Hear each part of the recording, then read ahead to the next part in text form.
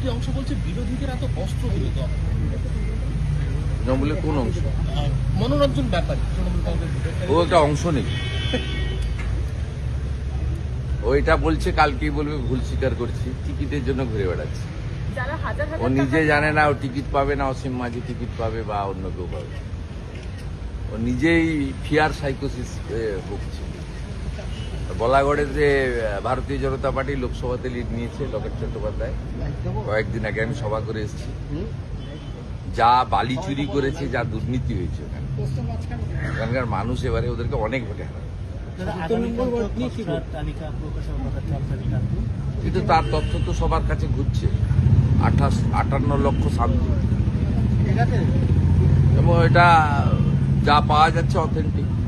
কিন্তু এটা তো আপনাদের প্রথম থেকেই জানতে হবে যে এরা নোটিশ পাবেন না।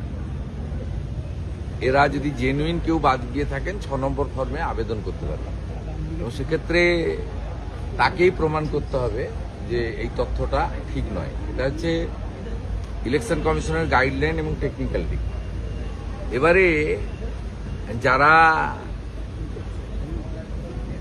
আপনার 6 বছর বয়সে ভোটার হয়ে গেছেন, 15 বছর বয়সে বিয়ে করেছেন, 2টো বাচ্চা হয়ে গেছে,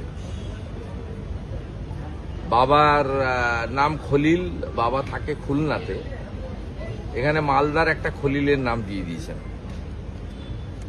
বাবার নাম, নিজের নাম মফিজুল, বাবার নাম সিরাজুল, সিরাজুল থাকে বরিশালে,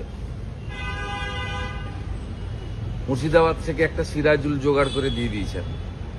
এদেরকে প্রমাণ করতে হবে যে আমার বাবা বরিশালের সিরাজুল নয়, মুর্শিদাবাদের সিরাজুল। এইটার জন্য নোটিশ যাবে। 77 নম্বর ওয়ার্ড নিয়ে কি বলেন, কতগুলো নাম বাদ? 77 নম্বর ওয়ার্ড নিয়ে কি বলেন, কতগুলো নাম বাদ? কোন 77? 77 নম্বর ভবানীপুর।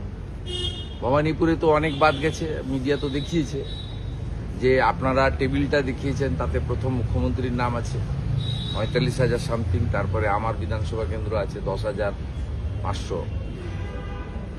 ওটা তো সবাই জানে। এবারে ওয়ার্ড ওয়াইজ, বুথ ওয়াইজ কত বাদ গেছে সেটা সকলের হাতেই আছে, নতুন করে বলার কিছু নেই। পরিষ্কার পরিচ্ছন্ন ভোটার লিস্ট হচ্ছে। এই ভোটগুলো বিজেপি বা বিজেপির সমর্থকরা দিত না, 7 দফা 8 দফার সুযোগ নিয়ে তৃণমূলের লোকরাই দিত, এবং পুলিশের লোকেদেরকে, এই যে উপনির্বাচন হয়েছিল আমার কাছে হারার পরে, সেই উপনির্বাচনের ভোটটা পুরো আপনার যে আলিপুরে যে পুলিশ লাইন্স রয়েছে সেখান থেকে কন্ট্রোল করা হয়েছিল, পুলিশ ওয়েলফেয়ার অ্যাসোসিয়েশন থেকে, এবং তারা ছাপ্পা মেরেছিল। এই ভোটগুলো তো ছাপ্পা মারা বন্ধ হলে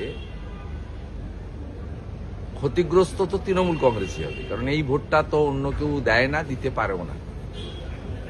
অতএব আমাদের যে প্রাপ্ত ভোট গত লোকসভা নির্বাচনে ছিল, সেই ভোট বাড়বে, কমবে না, এবং সেই ভোটারদের একজন ভোটারের নাম বাদ যায়নি, কারণ সেই ভোটাররা ভুয়া ভোটার ছিলেন না। প্রক্সি আমাদের লোকদের দেয়নি বা দেওয়ার মানসিকতাও নেই। আর সাথে সাথে যা কমার, যা যাওয়ার, যা পরিষ্কার পরিচ্ছন্ন হওয়ার, এটা তৃণমূলেরই ক্ষতি হবে, এটা অন্য কারো ক্ষতি হবে। তৃণমূল একটা অভিযোগ করছে যে মহাত্মা গান্ধীর দেওয়া নাম, গান্ধীজিকে দেওয়া রবি ঠাকুরের নাম মহাত্মা, সেটা মুছে ফেলার চেষ্টা করছে নাম বদল, এবং তারা বলছে ময়দানে নামবো, কারণ মহাত্মা রবীন্দ্রনাথ ঠাকুরের দেওয়া। ওরা আগে চাঁচলে ওদের ছাত্র নেতা কেন রবি ঠাকুরের ছবি পোড়ালো, ওটা নিয়ে ময়দানে নামুন। ও তো জামিনও পেয়ে গেছে, 2 দিন ধরে গ্রেপ্তার করেনি। আমরা যখন আইসিসিআর থেকে রবীন্দ্র সদন পর্যন্ত বিক্ষোভ করি, আমাদের ঢুকতে দেওয়া হয় না।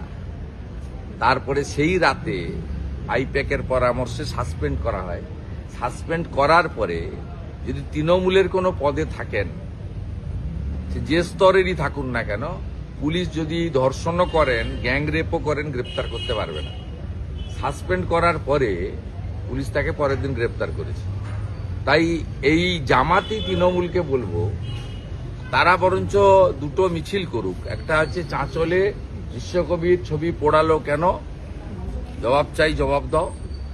আরেকটা আজকের বাংলাদেশ, সেখানে জামাতি মৌলবাদীরা অবনীন্দ্রনাথ ঠাকুরের ফার্ম হাউস পুড়িয়ে দিল কেন, আর রবীন্দ্রনাথ ঠাকুরের নাম মুছতে চাইছে কেন, জামাত হেফাজত তার বিরুদ্ধে একটা মিছিল করুক। কারণ ওনার সঙ্গে তো জামাতের সম্পর্ক ভালো, উনি সিদ্দিকুল্লাহ চৌধুরীকে দিয়ে মধ্যস্থ করতে পারেন, সিদ্দিকুল্লাহ চৌধুরীর সঙ্গে ওদের যোগাযোগ আছে। দাদা এর মধ্যে